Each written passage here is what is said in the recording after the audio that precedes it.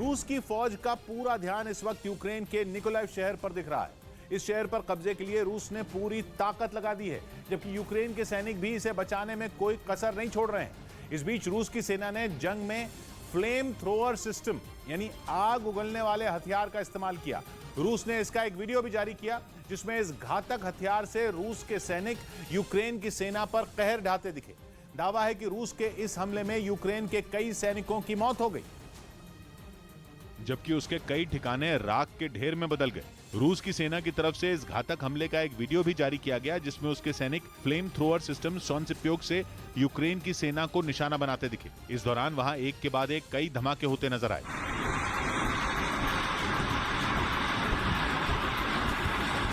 रूसी सेना का यह ऐसा हथियार है जो महज 12 सेकंड में आग बरसाने वाले रॉकेट के 24 राउंड फायर करने की ताकत रखता है। इसी वजह से जैसे ही इससे हमला शुरू हुआ, दुश्मन पर मानो रॉकेट की बरसात शुरू हो गई। लॉन्चर से निकलते ही आग उगलते रॉकेट टारगेट की तरफ तेजी से बढ़े और फिर पलक झपकते ही दुश्मन के कई ठिकानों को नेस्तनाबूद कर दिया।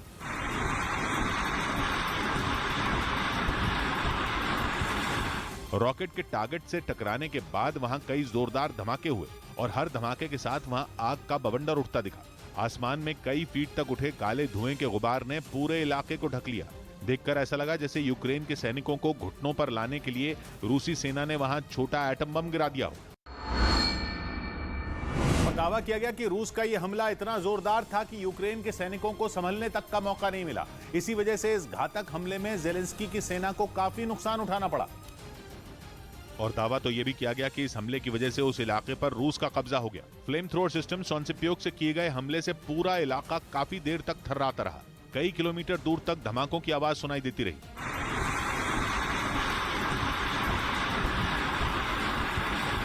जिस जगह पर भी इस घातक हथियार से निकलने वाले रॉकेट गिरे, वहां तबाही मच गई। एक रॉकेट के जमीन से टकराने के बाद तो वहां भयानक धमाका हुआ और फिर आसमान से आग के छोटे छोटे गोले गिरने लगे। ऐसा लगा जैसे वहां आग की बारिश हो रही हो।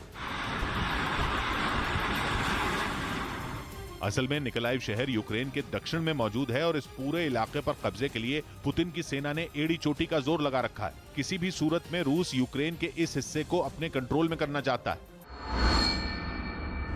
वो इसीलिए अपने सबसे घातक हथियारों का इस्तेमाल कर रहा है ताकि यूक्रेन के सैनिकों को वहां से खदेड़ा जा सके। यही वजह है कि रूस ने फ्लेम थ्रोअर सिस्टम सोनसिप्योक से यूक्रेन के ठिकानों पर भीषण हमला बोल दिया। और रूसी सेना का ये आग उगलने वाला हथियार TUS-1A मल्टीपल रॉकेट लॉन्चर है, जिसे हेल वेपन के नाम से भी जाना जाता है। बेहद घातक हथियार को ऐसे ही हेल वेपन या नर्क का हथियार नहीं कहते, बल्कि इसकी मार ऐसी होती है कि जिस जगह भी इसे इस्तेमाल किया जाता है वो नर्क से बदतर हो जाती है। ये एक ऐसा खतरनाक मल्टीपल रॉकेट लॉन्चर है जिसके वार से तबाही आ जाती है। आग छोड़ते ताबड़तोड़ रॉकेट की बरसात देखकर दिल की धड़कनें तक थम जाती हैं।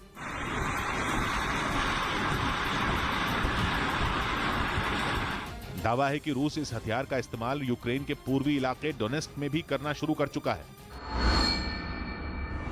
जिसकी वजह से डोनेस्क इलाके में यूक्रेन की सेना को भारी नुकसान उठाना पड़ रहा है। रूस का दावा है कि इस हथियार के दम पर वो न सिर्फ यूक्रेन के सैन्य ठिकानों को तबाह कर रहा है, बल्कि कई इलाकों को उससे छीनता भी जा रहा है।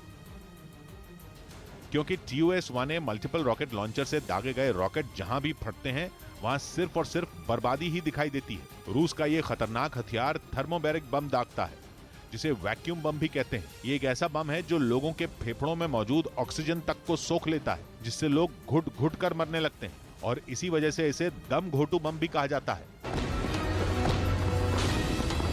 ये इतना घातक है कि परमाणु बम के बाद इसे रूस का सबसे ताकतवर हथियार माना जाता है। एक बार इस बम का इस्तेमाल होने के बाद उसके आसपास का एक बड़ा इलाका राख में बदल जाता है। पेड़ पौधे, इमारतें, इंसान सभी का वजूद मिट जाता है।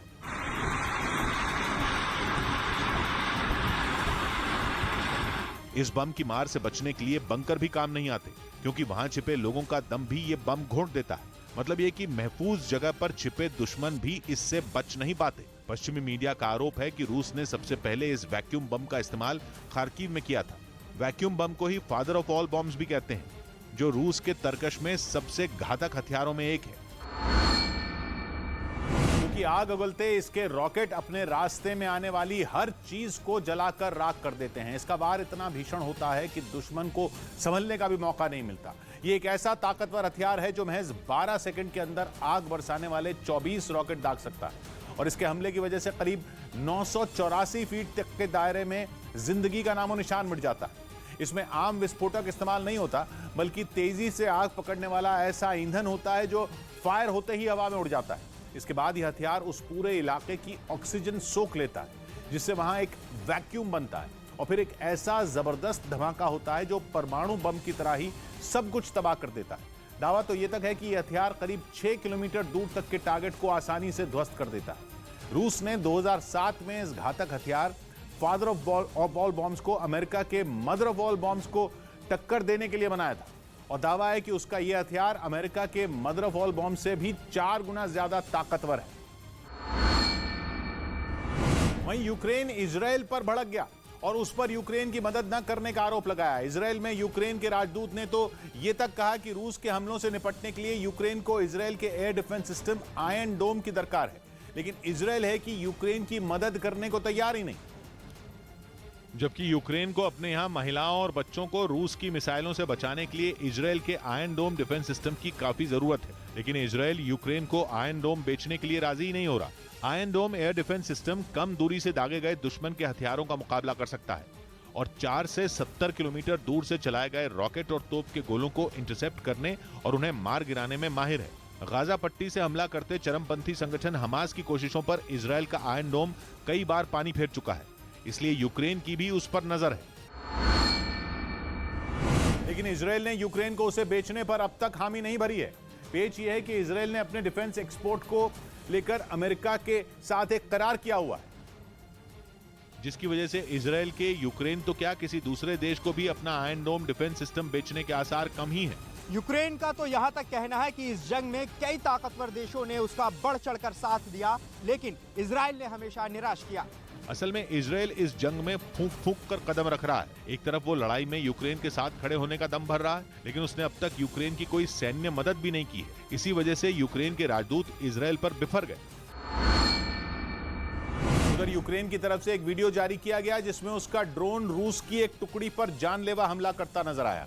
बताया गया कि रूस की फौज जंगल में अपने एक सैनिक की मदद के लिए पहुंची थी, जिसे वहां दर्द से कराहता देख उसके साथी बख्तरबंद गाड़ी से उतरकर मदद के लिए आगे आए, लेकिन उन लोगों को इस बात की भनक तक नहीं थी कि यूक्रेन का ड्रोन उन पर नजर गड़ाए हुए। जैसे ही उन लोगों ने घायल सैनिक को फौजी गाड़ी की तरफ ले जाने की कोशिश की, यूक्रेन ने उन पर हमला बोल दिया। गाड़ी में मौजूद बाकी सैनिक जब तक कुछ समझ पाते, वहां इतना जोरदार धमाका हुआ कि पूरा इलाका काले धुएं से भर गया। आशंका जताई गई कि इस हमले में बख्तरबंद गाड़ी में मौजूद कई सैनिकों को गंभीर चोटें आईं। यूक्रेन ने दावा किया कि उसके इस हमले से रूसी टुकड़ी थर्रा उठी और वहां मौजूद सैनिकों में कई को अपनी जान से हाथ धोना पड़ा। वहीं यूक्रेन की जंग के लिए अफ्रीकी मीडिया में भी नेटो को दोषी ठहराया जा रहा है। दावा यह किया जा रहा है कि विस्तारवाद की नेटो की कोशिश ही यूक्रेन की जंग का कारण बन गई, जिसकी वजह से पूरी दुनिया को मुसीबत झेलनी पड़ रही है। और खास तौर पर अफ्रीका के देशों पर मुसीबतों का पहाड़ टूट पड़ा है, जहां अनाज का इतिहास का सबसे बड़ा संकट खड़ा होने वाला है। रूस को यूक्रेन पर हमले का दोषी बताने वाले नेटो देश अब तक कई जंग लड़ चुके हैं, लेकिन उनकी ज्यादातर जंग अब विस्तारवाद की कोशिश की तरह देखी जाने लगी है। यूरोप में सैन्य और राजनीतिक ताकत बढ़ाने के मकसद से सोवियत संघ के खिलाफ नेटो बनाया गया था, लेकिन यूरोप में नेटो ने अब तक कोई लड़ाई नहीं लड़ी, बल्कि पहली लड़ाई लड़ी 2001 में अफगानिस्तान में और दूसरी लड़ाई लड़ी 2011 में लीबिया में, मतलब एक एशिया में और दूसरी अफ्रीका में। लीबिया की जंग में तो अफ्रीका के देशों में अमेरिका के खिलाफ जबरदस्त गुस्सा भड़का था। उस वक्त भी नेटो पर बेजा विस्तारवाद की कोशिश के आरोप लगे थे। यानी वो नेटो जो यूक्रेन के लिए रूस को गुनहगार बता रहा है, उसके खुद के दामन पहले से दागदार हैं। अब यूक्रेन में हो रही बर्बादी और अफ्रीका में हो रही अनाज की किल्लत के लिए भी नेटो को ही दोषी माना जा रहा है। अफ्रीकी देशों में नेटो और अमेरिका के खिलाफ गुस्सा पनपता साफ दिखने लगा है। दावा यह किया जा रहा है कि रूस पर दोष मढ़ने वाली शक्तियों को अपने गिरबान में झांकने की जरूरत है। इस बीच दावा यह किया जा रहा है कि यूक्रेन में चल रही जंग और रूस से भारत को मिल रहा सस्ता तेल भारत के लिए बड़े फायदे का सौदा साबित हो सकता है, क्योंकि महंगे कच्चे तेल का भारत की अर्थव्यवस्था पर भी असर पड़ना शुरू हो चुका है। ऐसे में रूस से मिलने वाले सस्ते कच्चे तेल की अहमियत भी भारत के लिए बढ़ रही है।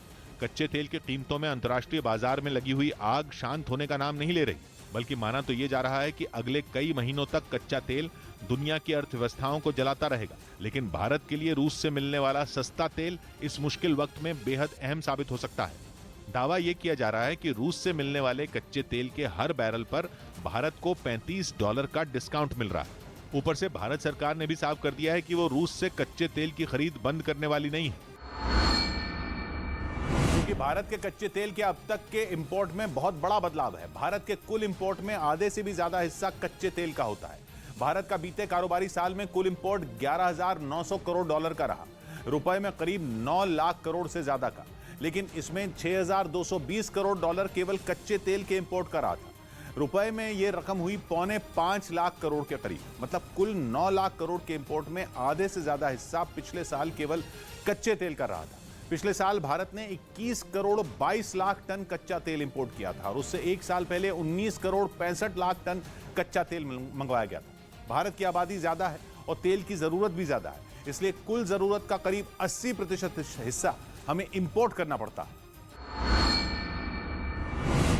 और यही भारत की सबसे बड़ी समस्या है, क्योंकि इंपोर्ट करने का सीधा असर विदेशी मुद्रा भंडार पर पड़ता है। ऊपर से तेल की कीमतें पूरी अर्थव्यवस्था पर असर डालती हैं। तेल महंगा तो देश में सब कुछ महंगा, और तेल सस्ता तो महंगाई भी काबू में।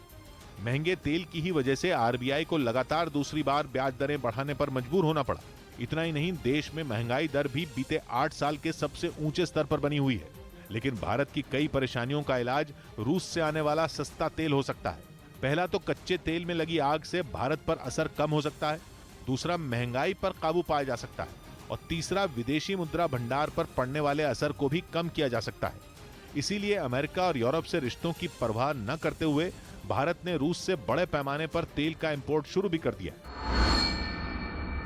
भारत की अर्थव्यवस्था के लिए बेहद अहम साबित हो सकता है। हालांकि रूस से भारत पहले भी कच्चा तेल इंपोर्ट करता रहा है, लेकिन उस वक्त ये इंपोर्ट काफी कम हुआ करता था। 2021 में भारत ने कुल 1 करोड़ 20 लाख बैरल कच्चा तेल रूस से मंगवाया था। भारत के कच्चे तेल के कुल इंपोर्ट का ये केवल 2% है। इससे कहीं ज्यादा कच्चा तेल तो भारत अपने देश में खुद ही निकाल लेता।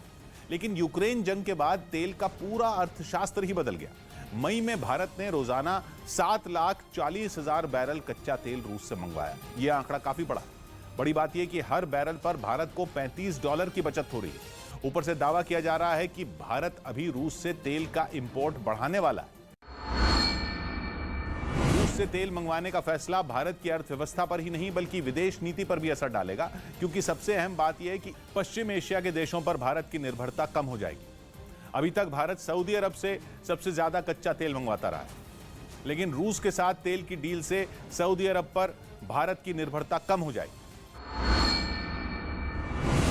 यूक्रेन जंग में रमजान कादिरोव के लड़ाकों का एक बार फिर मजाक बन गया। पिछले 100 से ज्यादा दिनों से चल रही इस जंग में चेचन लड़ाके रूसी सेना के साथ मिलकर जेलेंस्की की सेना पर कहर बरपा रहे हैं और यूक्रेन की सेना को उसके इलाकों से पीछे धकेलने में जुटे हैं। ये वही चेचन लड़ाके हैं जिनके दम पर रमजान कादिरोव ने यूक्रेन में बर्बरता की नई कहानी लिखी थी। ये वही चेचन लड़ाके हैं जिनके दम पर कादिरोव ने मारियोपोल को जीतकर रूसी राष्ट्रपति पुतिन को गिफ्ट कर दिया था। अजोव सागर के किनारे बसा मारियोपोल शहर इस जंग में तबाह हो चुका है। इस शहर में रूसी सेना के साथ मिलकर कादिरोव के लड़ाकों ने यूक्रेन के सैनिकों के साथ करीब 1.5 महीने तक भीषण जंग लड़ी। शहर पर आसमान से इतने बम और मिसाइलें गिराईं कि पूरा शहर ही खंडहर में तब्दील हो गया।